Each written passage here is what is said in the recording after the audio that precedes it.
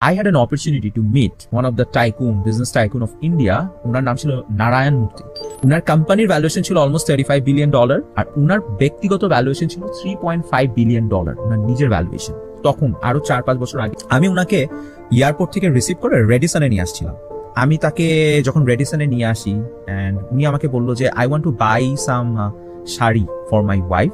তো আমাকে বললো তুমি কি কাউকে বলবা আমাকে হেল্প করতে, একটু গরু shopping mall and I'll do it for you।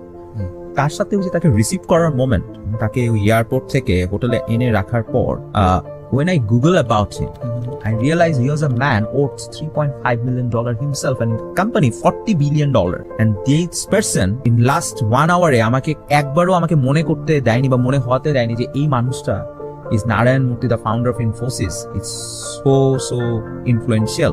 So I think communication একটা বড় জিনিস হচ্ছে you be genuine, you be respectful to the people, and don't try to pretend what you are not.